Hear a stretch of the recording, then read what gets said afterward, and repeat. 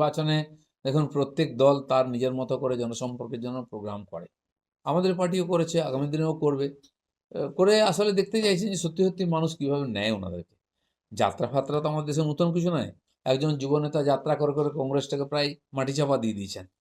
এ মাথা ও মাথা যাত্রা করলেন, যেখানে যাত্রা করার দরকার ছিল জম্মু কাশ্মীরে কখনো গেলেন না, বা যেখানে সমস্যায় গেলেন না। আর যেখানে ইলেকশন এক জায়গায় যাত্রা করলেন আরেক জায়গায়, তার রেজাল্ট দেখেছেন আপনারা। মোটামুটি 98 না কত ইলেকশন হেরেছেন, রেকর্ডই করে ফেলেছেন। তো এখানে আরও যুবনেতা করছেন যাত্রা, হয়তো উনি প্রথম করছেন জীবনে, উনি অভিজ্ঞতা সঞ্চয় করার জন্য যাচ্ছেন। দেখা যাক, আসছে 26-এ লোকে তার জবাব দেবে।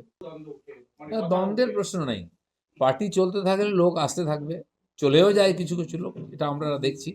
পশ্চিমবাংলা একটু বোধহয় বেশি হয়, ইলেকশন এলে একটু এই ধরনের অদলা বদলি বেশি হয়। যেমন কিছুদিন আগে আইপিএলের টিম নতুন করে তৈরি হলো, মাইনাস প্লাস হয়। তো রাজনীতিতেও তাই হয়। সেই জন্য নতুন লোক এলে কী হয়, তাকে এই পার্টির কালচার শিখতে হয়, সংস্কৃতি, কার্যপদ্ধতি। তো প্রত্যেক পার্টির কিছু আলাদা থাকে, তাদেরকে সম্পৃক্ত করে এগোতে হয় ধীরে ধীরে। সেই জায়গায় কি কোনো একটা দ্বন্দ্ব তৈরি হচ্ছিল? এই নতুন যারা এসেছেন তারা দিলীপ ঘোষকে বুঝতে একটু অসুবিধা হচ্ছিল?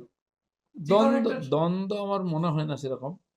পার্টি আমাকে বুঝলেই হলো, আর কে বুঝতে পারছে না পারছে কাউকে বোঝাবার দায়িত্ব আমার নাই। যে যেমন করে বোঝে, সব জিনিস তো একরকম বোঝে না সবাই।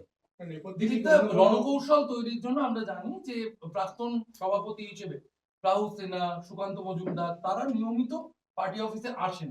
যে জায়গাটা কোনো একটা কারণে গত কয়েক মাস আপনাকে এই রাজ্য দপ্তরের সেবায় দেখা যায়নি। আপনি কি পার্টি অফিসে এলেই রণকৌশল করে সবাই, এমন নয়, চাও খায় কেউ কেউ।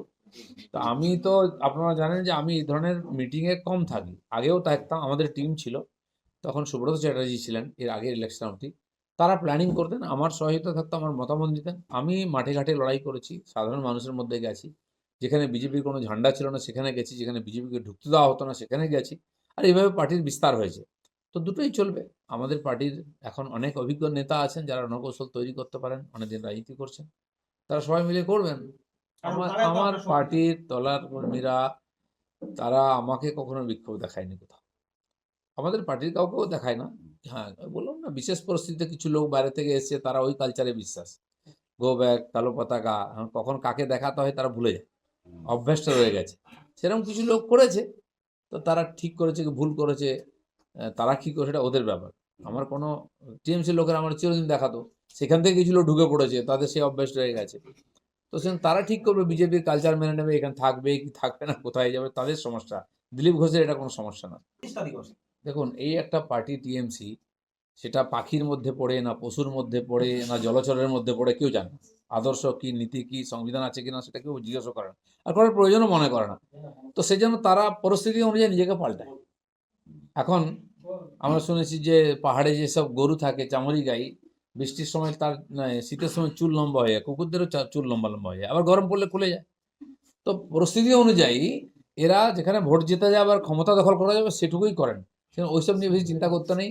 সোনার তলোয়ার, রূপোর তলোয়ার, এটা ওটা, মন্দির মসজিদ সবই সেট হয়ে যাবে ওই পার্টিতে, ওখানে অসম্ভব বলে কিছু না। না, এটা তো প্রথম থেকেই আছে।